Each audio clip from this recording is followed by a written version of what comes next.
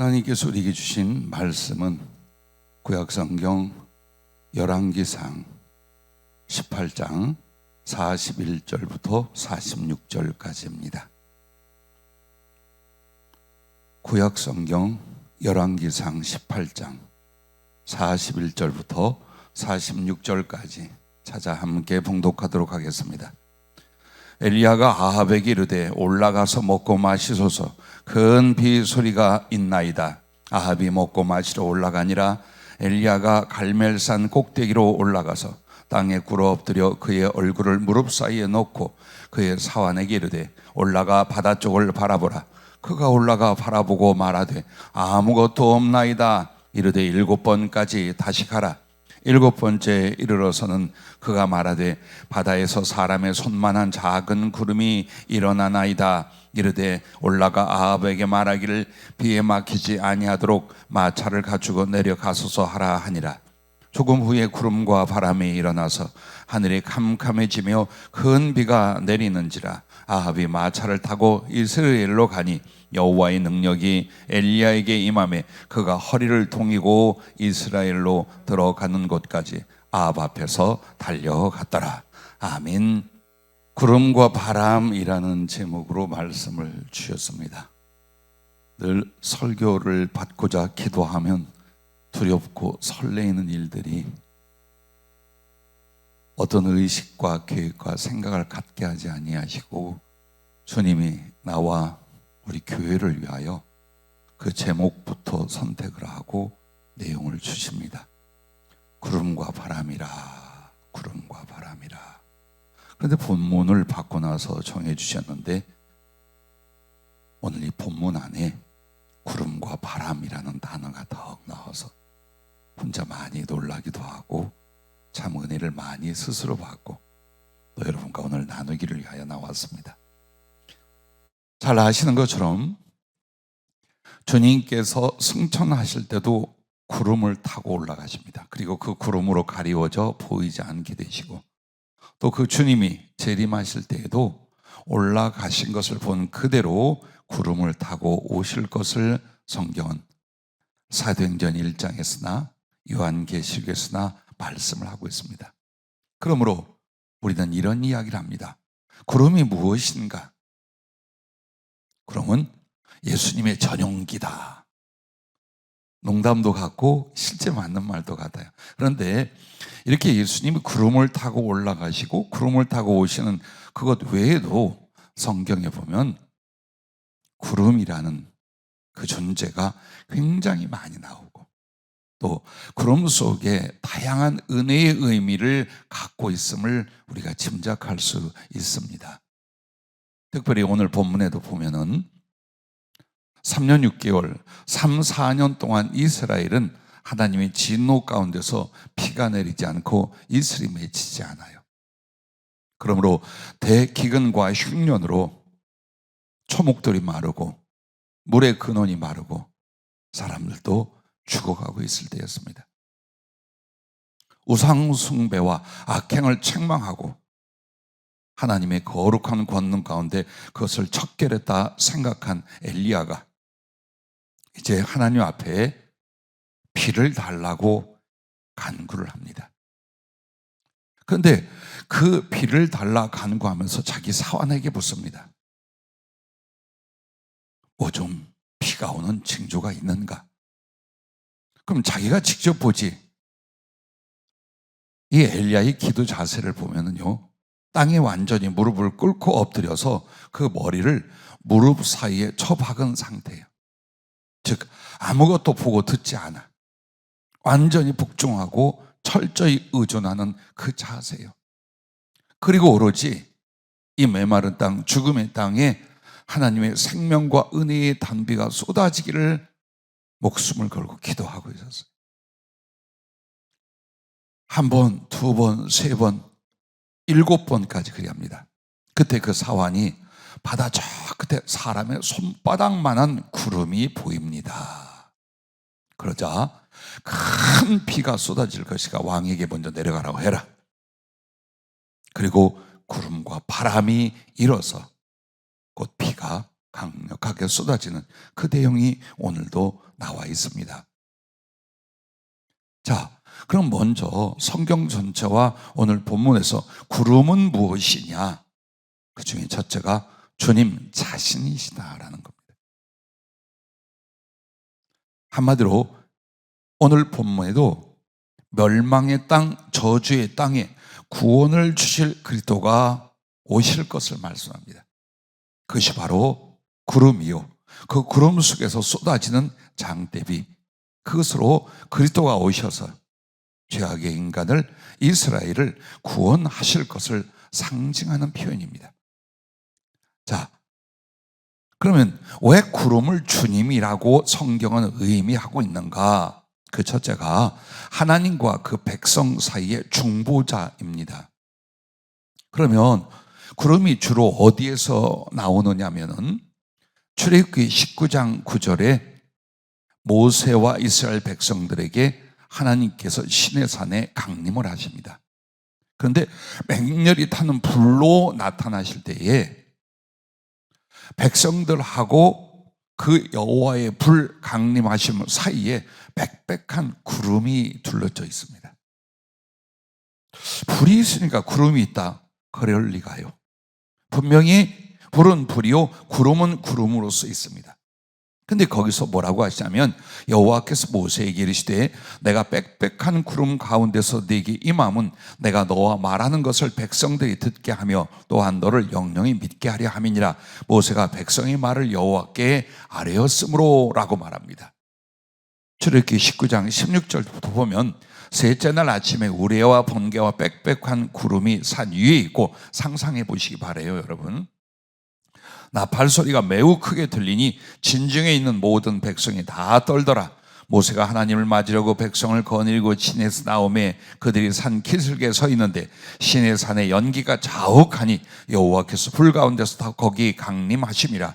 그 연기가 옹기 가마 연기같이 떠오르고 온 산이 크게 진동하며 나팔 소리가 점점 커질 때에 모세가 말한즉 하나님의 음성으로 대답하시더라. 그런데 왜 이렇게 불로 하나님이 임하실 때에 그 백성들과 하나님의 불 사이를 빽빽한 구름으로 둘러쳤는지 이렇게 설명을 하십니다. 여호와께서 모세에 이르시되 내려가서 백성을 경고하라. 백성이 밀고 들어와 나 여호와께로 와서 보려고 하다가 많이 죽을까 하노라. 즉 완전한 거룩한 하나님을 죄인이 하나님의 은혜의 장치 없이 그냥 나가면 소멸됩니다. 죽을 정도가 아니라 지옥에 던져질 상황이 일어납니다. 그래서 사실 우리가 하나님의 본체를 친히 보고 접촉하는 일은 없습니다. 그러면 구름은 보아도 돼요. 또 구름은 접촉해도 돼요. 거기까지가 경계예요. 그러면 무엇을 말하는 것입니까? 바로 하나님은 죄와 죄인을 소멸하시는 불이시라고 히브리서 12장 29절에 말합니다. 그런데 그 죄와 죄인을 소멸하는 불이신 그 하나님이 이제 당신 앞에 구름을 경계로 두고 그 죄인들을, 그 사람들을 맞이하고 대면하고 교제를 하십니다. 한마디로 구름은 완충작용을 합니다. 무엇을 말할까요? 예수 그리스도께서 육신을 입고 오셔서 하나님의 진노, 죄에 대한 하나님의 저주를 그가 친히 감당하심으로 말미암아 죄인이었던 여러분과 내가 이제 하나님께 직접 나갈 수가 있게 되었으며, 하나님께 직접 나갈지라도 그리스도 예수로 말미암아 하나님께 나아가면 은혜와 구원을 얻되 하나님의 진노나 그 모든 것이 우리에게 해당이 되지 않는 거예요. 그래서 사실 우리는 항상 예수의 이름으로, 예수님을 믿는 믿음으로 하나님께 나간다는데 그 예수님이 마치 그 소멸하던 불 가운데 하나님이 마셨을 때에 육신으로 오신 그리스도가 그 백성들을, 그 죄인들을 하나님께로 친히 인도하실지라도 그리스도로 말미암아 은혜를 얻고 하나님을 배웠고 구원을 얻는 바로 이것을 상징하고 말씀하고 있는 것입니다. 그래서 구름은 불과 접촉지 않고 하나님께로 나아가게 하는 중보 역할입니다. 자, 사도행전 1장 9절부터 11절에도 구름을 타고 주님이 하늘로 올라가십니다. 부활 뒤에. 그리고 구름을 타고도 나중에 재림하신다고 말합니다. 그런데 이것도 보십시오. 그가 당신 홀로 하늘에 올라가시는 게 아니에요. 여러분과 내가 이후에 하나님의 부름을 받고 죄 많고 슬픔 많았던 인생을 내려놓고 주님 앞에 갈 때 내가 내 입으로 내 능력으로 하늘에 가는 것이 아니에요. 주님으로 말미암아 그 거룩한 이름으로 말미암아 마치 우리를 그 구름에 태워 아버지께로 데려가듯 주님으로 말미암아 하늘에 가고, 그리고 그리스도께서 이 세상에 오실 때에 주님과 같은 형상으로 성도들이 부활할 것입니다. 그리고 그 주님으로 말미암아 주님과 함께 이 세상에 부활의 성도들이 올 것입니다. 바로 이런 모든 역할과 은혜의 기능이 중보자로서 예수, 우리 주님에 대하여 말씀을 하고 있는 것입니다. 자, 이렇게 구름은 불이 하나님이라면 백성이나 죄인들 사이에 중보 역할을 하는 것이다 라고 말씀을 드렸고, 두 번째는 구름은 왜 주님 자신이신가? 자신의 전부를 내어주신 구속자의 표현입니다. 구름이 비가 되어서 세상에 생명을 주고 자신은 남기지 않습니다. 비가 온 뒤에는 구름은 다 비로 쏟아지고 자기는 남지 않아요. 그처럼 주님은 육신으로 오셔서 그 살점 하나 남기지 않고 그 피 한 방울 남기지 않고 나와 여러분을 향해 다 쏟아주셨습니다. 그러므로 그 거룩한 희생의 값으로 여러분을 죄악에서, 율법의 저주에서, 사단에게 넘어간 바에서 값주고 주님이 사주신 것을 가리켜 말합니다. 그러므로 구름을 다시 한번 여러분이 상상하고 하늘에서 볼 때마다, 아, 그래, 저 구름이 피가 되어 땅에 생명을 주게 하여 자기 전부를 희생하고 소멸하는 것처럼 주께서 나를 살리고 그 하늘나라 생명을 주시게 하여 모든 걸 다 내어주시고 희생하시는 종을 기억할 수 있기를 바랍니다. 세 번째는 이 구름이 주님 자신이라는 것은 하나님의 형상이신 하나님의 영광이라는 뜻입니다. 자, 이 말이 뭐냐면 성령이 친히 이제 일러주시기를 지구가 생명체의 별이 되는 것은 가장 중요한 게 뭘까요? 여러 가지 요건 중에 물, 수분이 있다는 것입니다. 수분이 없는 별, 항성이나 행성은 결코 생명, 특별히 이 인류와 함께하는 생명체가 존재할 수 없습니다. 그런데 사실 여러분과 내가 하늘을 바라보면서 하늘에 수분이 가득하다는 것을 알아요. 그런데 수분은 보이지 않아요. 수증기나 수분은 결코 보이지 않아요. 그러면 하늘에 물, 수분이 가득하다는 걸 우리가 어떻게 알 수 있느냐? 떠있는 구름들을 보면서요.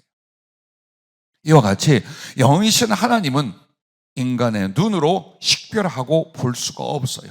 그러나 그 보이지 않는 하나님이 하나의 인간의 모습, 그리고 인간 속에 내재되신 하나님과 그 거룩한 인격으로 이 세상에 오셨어요. 즉 하나님이 눈으로 보고 손으로 만질 수 있는 바 사람이 되어 오시는 사건, 그것이 예수께서 이 땅에 오신 일입니다.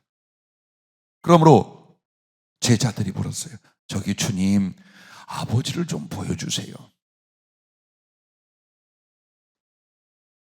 내가 너희와 그만큼 오래 있었는데 나를 보았으면 아버지를 보았거늘 어찌하여 아버지를 보여달라 하느냐, 그 말씀을 해요. 그것은 바로 하나님, 보이지 않는 하나님이 사람의 모습과 실제 인격으로 그들 앞에 나타났고 우리에게 오셨습니다.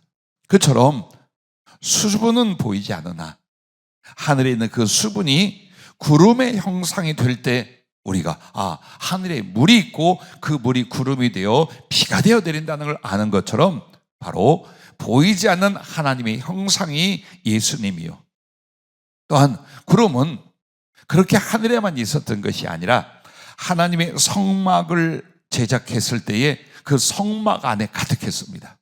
그리고 그 성막 위에 낮에는 구름이 떠올랐습니다.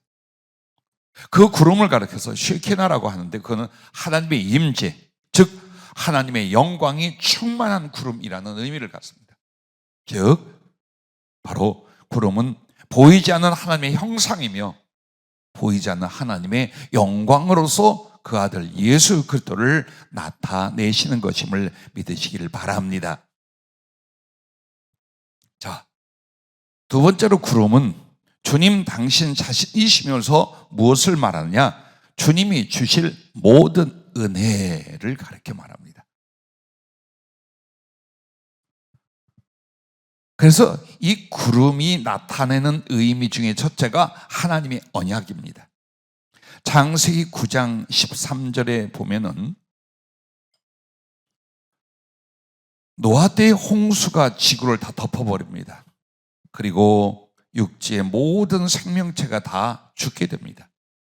그 무서운 하나님의 진노, 그리고 인간들의 공포 안에서 남은 인류 노아와 그 가족들에게 하나님께서 다시는 이 세상을 물로 멸망시키지 않겠다는 언약을 주십니다. 그게 바로 구름 속에 두었나니, 내 무지개를 구름 속에 두었나니 이것이 나와 세상 사이의 언약의 증거니라라고 말합니다.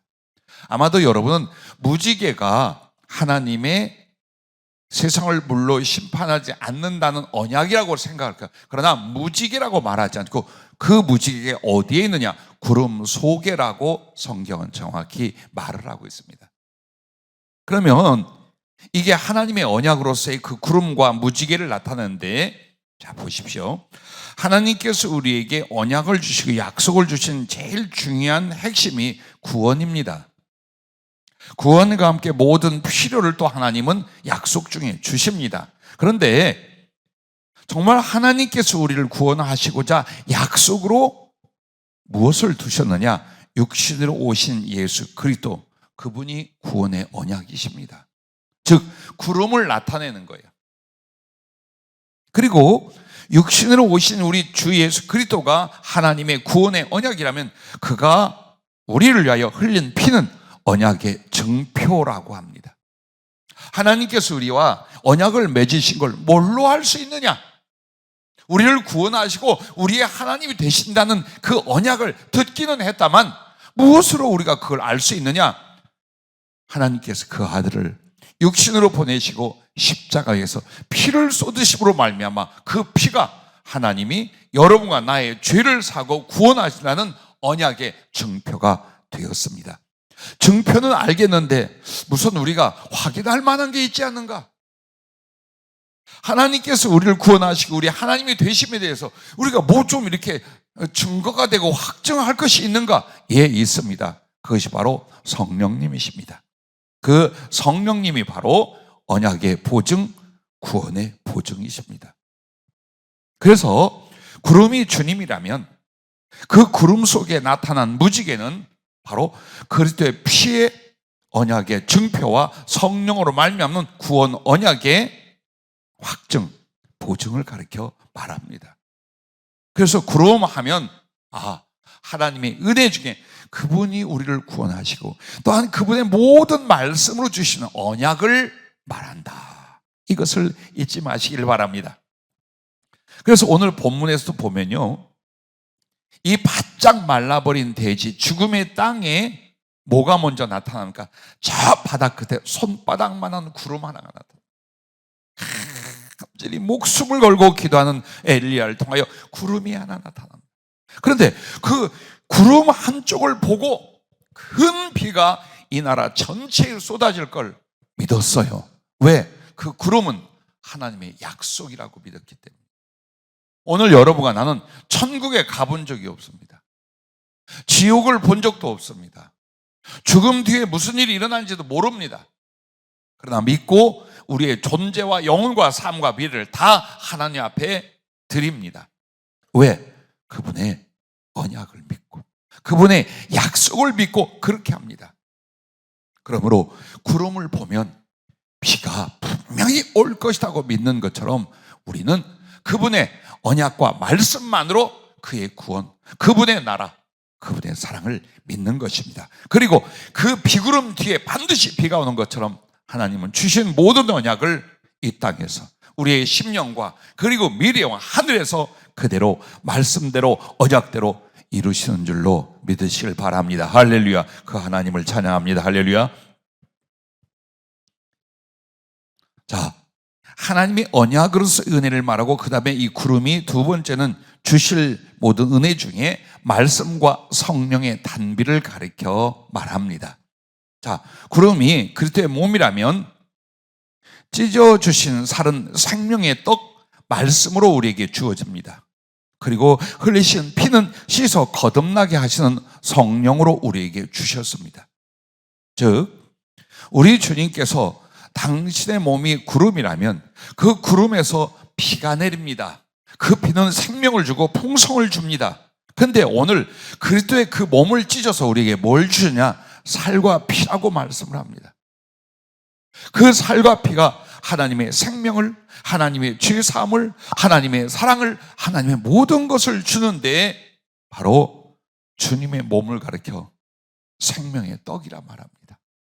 그 생명의 양식이 되는 그 떡, 그 주님의 몸은 우리에게 어떤 작용과 은혜로 왔나요? 하나님의 말씀으로 오신 거예요. 또한 그 흘리신 피는 우리의 죄를 사하고 하나님의 생명과 사랑을 우리에게 가져다 줍니다. 누구를 통하여? 성령님께서 우리를 씻어 거듭나게 하시고 하나님의 사랑을 우리 마음에 부은 바 된 바 되는 바로 그 성령님이 보혈의 권능, 보혈의 역할을 하시는 것입니다. 그래서 주님이 구름이고 당신이 그 구름이 당신이 주실 모든 은혜 가운데 가장 중요한, 가장 필요한 은혜, 바로 말씀과 성령의 단비로 여러분과 나에게 주어지는 줄로 또한 믿으시기를 바랍니다. 그리고 세 번째는 주실 모든 은혜예요. 자, 여러분이 하나님 앞에 이건 은혜야, 은총이야, 사랑이야 라고 말하는 모든 것 다가 구름으로 나타내는 겁니다. 지금 3, 4년 동안 이스라엘의 기근으로 다 죽어갑니다. 그런데 이 이스라엘 땅에는 오직 필요한 것이 있습니다. 양식이 필요하고 샘물이 필요하고 혹은 여러 생명체들이 살아나야 되고 기후가 바뀌어야 되고 사람들이 농사를 져야 되고 그래야 먹고 살고 그래야 시집장가가고 이 모든 하나님의 은혜, 하나님의 도우심이 무엇으로 해결이 됩니까? 비가 오므로. 그 구름으로 말미암아, 비가 오므로 말미암아 모든 이스라엘 그 죽은 땅 그들에게 은혜가 됩니다. 이처럼 우리는 하나님의 은혜를 잘 모릅니다. 그러나 나의 필요는 잘 압니다. 그런데 그 나의 필요를 하나님이 채워주시고 응답하시고 예비해 주시더라 그 말이에요. 그래서 여러분과 나에게 구름하면 이젠 다른 믿음의 인식을 가지세요. 소중한 주님, 생명의 주님, 나를 사랑하다 찾아오셔서 구름처럼 모든 걸 다 바쳐준 주님, 죄인을 그 거룩하신 하나님께 인도하게 하여 불 앞에 구름이 되신 주님, 오늘 내 영혼과 내 삶의 모든 필요를 위하여 단비처럼 자기를 쏟아서 다 필요를 채우신 주님, 그 주님을 기억하며 찬양할 수 있기를 바랍니다. 자, 여기에 덧붙여서 여러분에게 이것을 하나 말씀을 드리려고 해요. 신명기에서부터 이른 비와 늦은 비라는 그 메마른 대지에 가장 필요한 하나님의 은혜를 이른 비와 늦은 비라는 표현으로 많이 쓰십니다.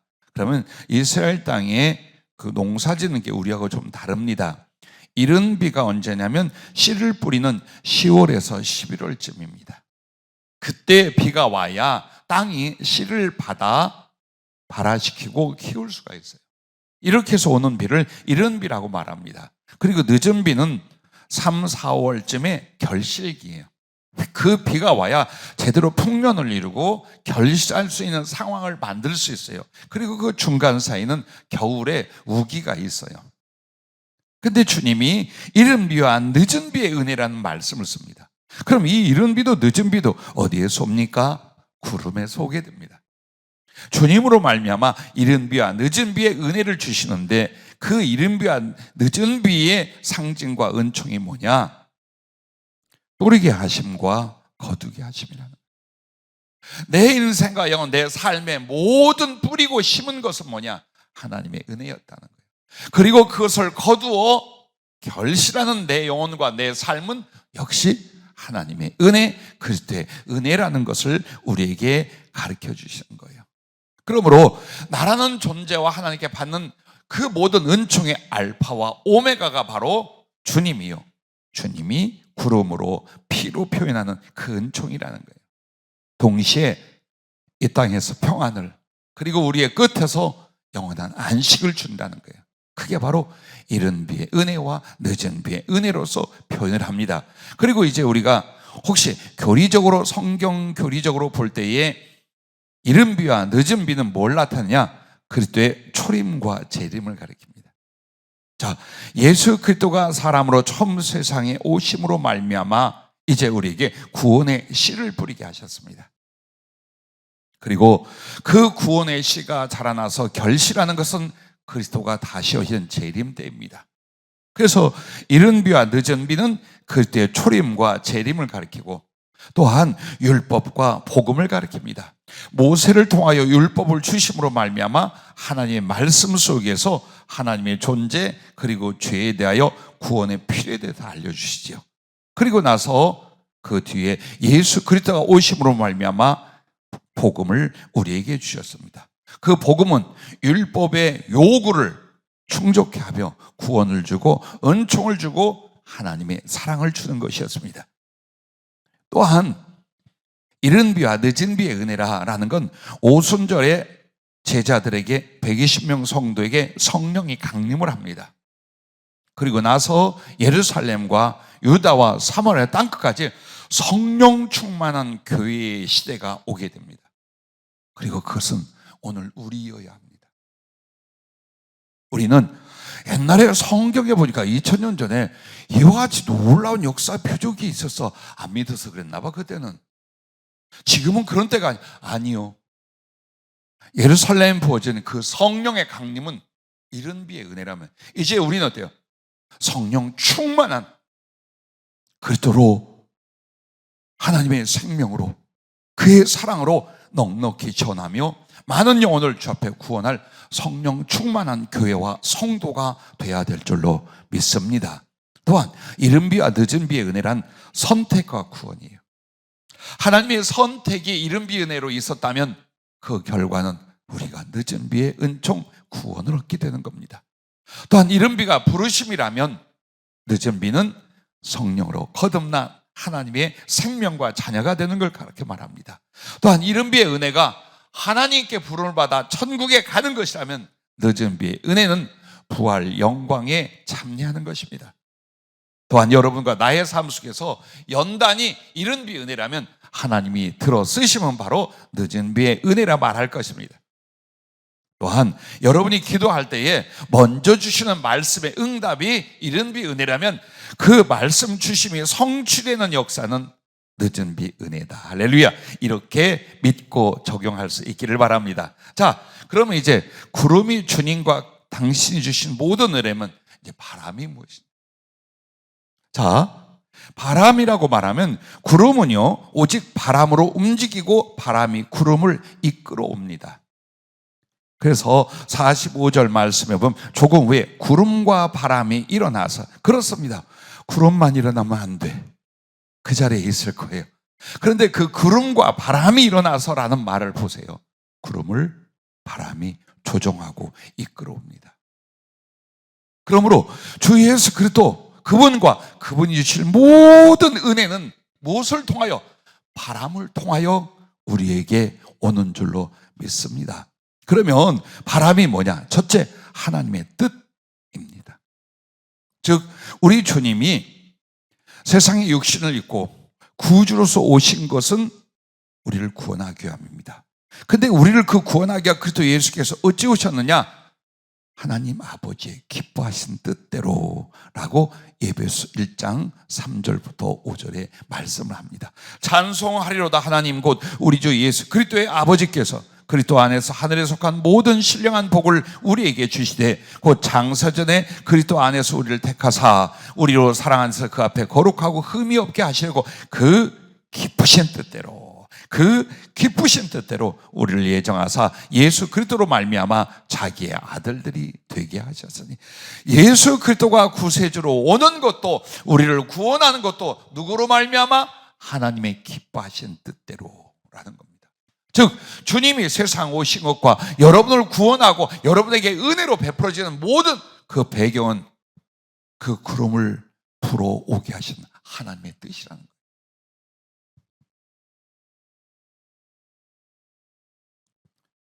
빌립보서 2장 8절 말씀에도 보면 너희 안에 이 마음을 품으라 곧 그리스도 예수의 마음이니 라고 말씀이 시작이 돼요.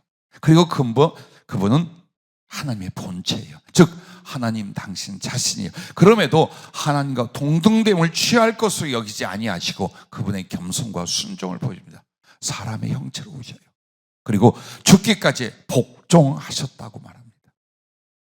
그래서 그 하나님의 뜻을 이름으로 말미암아 당신은 높아지시고 모든 존재, 하늘에 있는 이들과 땅 위에 있는 이들과 땅 아래에 있는 자들이 그 예수의 이름 앞에 무릎을 꿇고 주라 시인하여 하나님께 영광을 돌리게 했다고 나옵니다. 자, 복종이 무엇입니까? 하나님의 뜻이죠. 즉 예수님은 자아의 독단적으로 움직이고 은혜 베풀고 구원하시기 아니라는 거예요. 무엇을? 아버지의 뜻, 아버지의 그 거룩한 계획과 바람과 마음, 이것을 조차 복종하고 움직이고 오시기도 하고 돌아가시기도 하고 하셨다라는 것을 말씀하고 있습니다. 그래서 우리가 정말 하나님의 뜻이거든 이라는 말이 뭡니까? 하나님의 뜻이 아니면 아무것도 안 돼. 근데 그 하나님의 뜻이 하나님 안에 작정도 있지만 두 번째는 바람은 성도의 기도, 그 사모함이다 라고 불러주시는 거예요. 즉 주님이 내게 오도록, 주의 성령이 내게 임하시도록, 나의 필요한 주님이 주시고자 하는 모든 은혜가 내게 올 수 있도록 하는 게 뭐냐? 사모함의 기도라는 거예요. 그 기도가 주님을 움직이고 주님의 은혜를 몰고 오시게 만드는 거라는 거예요. 오늘 본문 말씀에도 보세요. 절대 비가 안 왔어요. 아니, 땅에서 이슬도 맺히지 않았어요. 인간의 바람과 어떤 노력으로도 단 한 방울의 물이 이스라엘 땅에 존재하지 않았어요. 하늘은 바짝 말라 아무 수분도 보이지 않았어요. 그때 오직 한 가지를 했어요. 엎드려 기도했더라. 그것도 한 사람 엘리야의 목숨을 건 전심전력의 그 사모함의 기도가 있었어요. 그런데 절대 비가 내리지 않고 절대 물이 생기지 않을 이스라엘 땅에 어떻게 해요? 구름 되신 주님이, 비의 은혜가 된 주님이 그 기도를 따라 오셨더라. 할렐루야. 오늘 우리에게 주신 결론이에요, 이게. 그리고 하나님의 뜻은 기도하면 응답하신다가 하나님의 뜻이에요. 그분의 약속이고 그분의 뜻이에요. 그러므로 오늘 우리에게서 가장 중요한 것은 다른 행위가 아닙니다. 진정으로 주님을 사모하는가, 진리와 그의 영을 사모하는가, 그분의 사랑을 사모하는가, 그분의 도우심을 사모하는가. 사모하기 때문에 기도하며 온 마음을 쏟을 수 있는가? 단 하나예요. 이거 하나예요. 왜? 내가 주님과 타협을 하고 내가 주님과 협업을 하는 게 아니에요. 그가 하셔요. 그가 하셔요. 그럼 우리에게 바라는 건 뭘까요? 당신을 간절히 사모하는 사랑, 기도 속에서 그 사모함을, 기도 속에서 그 사랑을 주님과 함께 나눈 바로 그 영혼, 그 가슴, 그리고 이어지는 그 삶, 그거 하나만 바라시는 거예요. 기도는 말을 많이 하여 나의 필요를 알림으로 혹은 하나님을 귀찮게 하거나 하나님을 기도의 이빨로 물고 늘어지고, 이게 아니에요. 하나님께서 기도를 당신의 뜻으로 우리에게 주신 것은 당신과 우리가 마음이 하나 되고 뜻이 하나 되는 것이었어요. 그러면 마음과 뜻이 하나 되는 건 유일한 단 하나, 사랑밖에 없어요. 부부가 서로 사랑하여 몸과 마음과 뜻이 하나가 되듯이 전혀 모르는 이방과 온 유대인들이 그리스도의 사랑으로 하나가 되듯이 오늘 각자의 인생과 지역의 삶을 살던 우리 주차장교회 성도들이 모두 그리스도의 사랑을 서로 품고 나눔으로 하나가 되듯이 주님하고 우리도 마찬가지라. 그러나 기도라는 믿음과 기도의 행위가 없이는 주님의 마음을 알 리가 없고 나의 마음을 하나님께 드릴 수가 없어요. 결코 그 하나님과 내가 뜻이 같아지는 일이 없는 것, 이것이 바로 기도의 부재예요. 기도가 없으면 그렇다는 거예요. 기도는 주문이 아니에요. 기도는 어떤 행위의 공로가 아니에요. 기도는 당신을 사모하는 사랑이에요. 알고 싶고 뵙고 싶고 느끼고 싶고 모시고 싶고 마음을 나누고 싶고 이 사랑을 드리고 싶고 그 간절한 사랑이 바로 사모함이 돼서 하나님께 나가는 거예요. 여러분과 나에게 2023년에 성전을 세우리라는 주제와 함께 첫 달에 깨어 기도하라. 그럼 우리는 그 생각을 합니다. 영적으로 무슨 일이 있을까? 시험이 있으려나? 아니면 특별히 성령의 은혜가 있으려나? 라는 생각들을 많이 합니다. 깨어 기도하라는 말에 의미가 있습니다.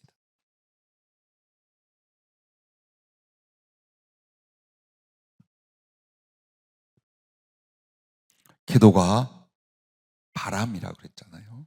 주님과 그 은혜를 모시고는. 근데 바람은요, 호흡과 같은 단어예요. 그리고 영 혹은 생명으로 번역이 돼요. 그리고 깨어있는 것은 살아있는 걸 가르쳐 말해요. 근데 거기에 중심에 뭐가 있어요? 기도라는 말씀이 있어요. 즉, 하나님의 사람들에게 있어서 생명이 무엇이냐? 혹은 그 생명의 활동이 무엇이냐? 하나님을 사모함이에요. 만약 여러분이 내가 주의 일을 하겠습니다, 주를 위해 살겠습니다 라고 말하는데 그 주님을 사랑으로 사모함이 없어요. 그렇다면 여러분 속에는 하나님의 생명이 소멸됐다는 뜻이에요. 즉 하나님의 영, 하나님의 생명의 활동에 대한 없다라는 뜻이에요. 바람이 일질 않아. 사모함의 바람이 일질 않아. 그리스도의 교제, 그리스도의 충만, 그리스도가 내게 은혜로 임하는 일이 없어요. 기도 왜 안 되느냐? 피곤해서가 아니에요. 마음에 주님을 향한 갈망과 사모함이 그다지 없어요. 그냥 힘들고 좀 궁핍하지만 살만해. 막 매달려 간거 기도 도와주세요 막 가서 안 해도 하나님의 긍휼로 살만해. 이걸 생각하는 거예요. 기도는 본질이 그게 아니에요. 그것은 믿기였어요. 주님이 여러분이 주님 앞에 와서 그 가슴 속에 사랑을 이루는 그 사랑을 위한 믿기가 뭐든지 구해라, 뭐든지 기도해봐, 내가 다 들어줄게가 거룩한 믿기. 그러나 목적은, 그리고 본질은 주님의 그 애타고 불타는 사랑을 내가 깨닫고 그 사랑에 감동하여 나도 당신을 사랑하는 이 사모함, 여기 있는 거예요. 이것이었어요. 이스라엘이 하나님께 돌아오는 게 뭘까요? 무릎 꿇고 엘리야처럼 기도하는 거였어요. 여호와는 우리의 하나님이십니다. 여호와뿐이 우리의 하나님이 없습니다 라고 다시 돌아와 무릎을 꿇고 회개하며 당신의 은혜를 간구하는 그 사모함이 바로 이스라엘의 구원이고 이스라엘이 하나님께 돌아오는 방법이에요. 오늘 우리도 마찬가지. 언제 주님이 너로 하여금 육신으로 말미암아 세상에서 이것을 이루고 이런 것들을 해보고 오너라라고 안 하셨어요. 안 하셨어요. 이 세상에 가장 중요한 건 기도하는 일이요, 그 뒤 복음을 전하는 일이에요. 그러므로 왜 이 구름과 바람이라고 했을까요? 하나님의 뜻은 이미 그리스도 예수를 우리에게 주시고 그리스도 예수 우리 주님의 모든 은총을 주시기로 한 것, 그것도 기도와 믿음과 사랑을 통하여 주시기로 한 것, 그게 하나님의 뜻이에요. 그 바람은 이미 불었어요. 이제 그 하나님과 마음과 뜻이 하나 되어 그 바람으로 예수님과 그분의 모든 은총이 평안과 형통과 충만으로 내게 오는 것은 기도밖에 없다. 기도의 바람으로 그리스도께서 내게 오시도록 그 그 은혜를 내게 은혜의 담비로 부으시도록 하는 것, 그것을 말하려고 오늘 이 엘리야의 사건서부터 주님은 이 말씀을 시작하고 계신 것입니다. 그래서 기억하랍니다. 기도가 없어, 기도의 의미가 그렇게 크지 않아라는 건 내 안에 사모함이 없다는 거예요. 하나님과 진리에 대하여, 하늘과 그분의 사랑에서 사모함이 없다는 뜻이에요. 사모함이 없는 건 죽어있는 심령 상태라는 거예요. 그래서 깨어 기도하라는 게 뭘까요? 죽음의 자리로 가지 말고 소멸의 자리로 네 영혼이 지금 가고 있어. 그러므로 기도함으로 살아나라라는 거예요. 살아. 생명의 활동은 사랑으로 나타나고 사랑의 활동은 하나님을 향하여 사모함으로 나타나. 기도의 본질이 바로 이것이라고 믿고 다시 한번 시작할 수 있기를 주님의 이름으로 축복합니다. 그러므로 영적 죽음과 은혜의 핍절과 삶의 시련의 대부분은 주님을 향한 사모함의 기도의 바람이 불지 않는 까닭입니다. 그래서 시편 109편을 보면은 여러분과 나를 향하여 무슨 말씀을 합니까? 정말 하나님 앞에 사모하는 영혼, 사모하는 심령이 되게 하려고 어려운 상태, 고난의 상태, 그리고 결국에는 여호와께 부르짖는 상황으로 인도하신다고. 사모하는 영혼을 만족해 하시려고. 우리 안에 가장 중요한 건 주님에 대한 사모함이에요. 그게 믿음이며, 그게 구원의 생명이며, 그게 하나님과 나의 살아있는 관계이며, 하나님의 계획과 은혜의 모든 것. 여러분과 내 안에 주님을 사모함이 없어요. 주님을 알고자, 주님을 받고자, 주님과 함께하고자, 그래서 나를 주님께 드리고자 하는 사모함이 없어요. 그럼 우리의 믿음은 어디에 있으며, 우리의 구원은 무엇이며, 여러분과 내가 예수를 믿는다는 그 자체가 무엇이겠습니까? 아무것도 아니에요. 아무것도 아니에요. 그러므로 여러분과 나를 향하여 오늘 성도는 기도만 하면 돼. 기도만 해도 돼요. 아멘도 안 하시잖아요. 아, 기도만 하면 되나? 아이 참, 기도해봤다니까요. 아닙니다. 한마디로 그 하나님과 내가 한 마음이 되는 거예요. 무엇을 통하여? 기도를 통하여 한 마음을 이루는 거예요. 마태복음 18장 18절부터 이렇게 말합니다. 진실을 너희에게 이르노니 무엇이든지 너희가 땅에서 매면 하늘에서도 매일 것이요 무엇이든지 땅에서 풀면 하늘에서 풀리리라. 진실로 다시 너희에게 이르노니 너희 중에 두 사람이 땅에서 합심하여 무엇이든지 구하면 하늘에 계신 내 아버지께서 그들을 위하여 이루게 하시리라. 두세 사람이 내 이름으로 모인 곳에는 나도 그들 중에 있느니라. 여러분, 이 말씀이 뭘 의미하는 것 같아요? 여러분, 이 말씀 지금 뭘? 땅에서 매면 하늘에서 매고, 땅에서 풀면 하늘 풀고. 이 말은 여러분과 내가 하나님의 뜻대로 기도하고 하나님의 뜻대로 무엇을 행하면 바로 하나님의 뜻이라는 거예요. 그래서 하나님의 뜻과 우리의 뜻이 같아지는 거예요. 뭘 통하여? 기도를 통하여. 기도를 통하여. 왜? 기도하면 정말 성령에 이끌리고 하나님 말씀에 붙여 기도하면 분명히 내 마음 안에 그리스도의 사랑을 느끼기 시작합니다. 거룩한 지식이 오기 시작합니다. 영적인 교제가 일어나기 시작합니다. 그렇게 하면서 정말 하나님 나라를 사랑하시며 나도 그분을 향하는 사랑의 변화, 사랑의 회개, 사랑의 열매 등등이 맺혀갑니다. 이때 바로 하나님과 여러분은 한 마음 한 뜻이 되는 거예요. 그 사랑으로 말미암아. 그래서 기도는 주님과의 사랑에 대한 요청이었던 거예요. 주님과 여러분과 사랑하고자 하는 주님의 요청이었고 은혜의 기회였던 거예요. 그래서 여러분과 내가 육신적인 수고와 인간적인 마음으로 무엇을 어떻게 해야 얻고 누릴 수 있는 것이 아니라 정말 하루 그 기도를 위하여 하루를 사는 거예요. 주일 예배를 위하여 일주일을 사는 거예요. 그냥 내 생활 속에 스쳐가는 순간이나 시간이 기도 예배가 바꿔야 돼요. 저녁에 와서 기도합니까? 혹은 내 시간을 정하여 기도합니까? 그 순간이 30분이든 1시간이든 그 기도를 주님께 드리게 하여 나머지를 사는 거예요. 당신이여 마음을 어루고 준비하고 생활을 합당하게 당신을 향한 사랑이 되게끔.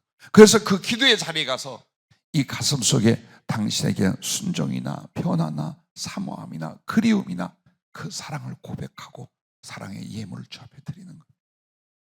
그것이면 돼. 신앙도 인생도 그것이면 되는데 우리는 그 기도를 그런 은총과 그런 목적이란 걸 몰랐던 거예요. 또한 예배는 무엇입니까? 주일이 왔기에 1년 52번 오는 겁니까? 아니요. 나머지 6일 동안 오늘 이 예배를 위하여 여러분 마음을 다하고 목숨을 다하고 힘을 다한 하나님을 향하여 준비하는 거예요. 그래서 예배가 있고 그래서 기도가 있다면 여러분은 그 기도 그 예배 외엔 다른 게 필요가 없어요. 이스라엘 광야 백성들처럼요. 그걸 주님이 원하시고 말씀하고 계신 거예요. 부디 어디까지 오셨는지 무엇을 하며 우리가 가고 있는지 잘 모르겠어요. 그러나 오늘 주님은 성령으로 분명해 주신 말씀이 당신은 구름, 우리의 기도는 그 구름을 이끌어오는 바람이라고 하셨어요. 부디 더 깊은 사랑, 더 애절한 그 주님의 사랑을 만족해는 드리는 사랑과 당신의 사랑을 받는 여러분이 될 수 있기를 바랍니다. 얼마나 여러분 사모함으로 주님 앞에 오기를, 기도로 주님 앞에 오기를 원하는지 이렇게 말씀하신 거예요. 내가 병들고 줄인 채로 너의 집 앞에 나앉은 나사로이니라. 나는 너희 교회 문 앞에 앉아 일어나 걷지도 못하는 거린이니라. 나는 생활비 전부를 하나님께 드리고 자식들 먹일 것도 없던 과부이니라. 왜 이렇게 말할까요? 너만이 나를 일으켜 줄 수 있어. 네가 와야 나를 먹일 수 있어. 네가 와야 나의 삶이 돼. 주님의 사랑, 나를 향한 그 간절한 사랑과 사모함을 지금 그렇게 표현하는 거예요. 그럼 왜 그러느냐?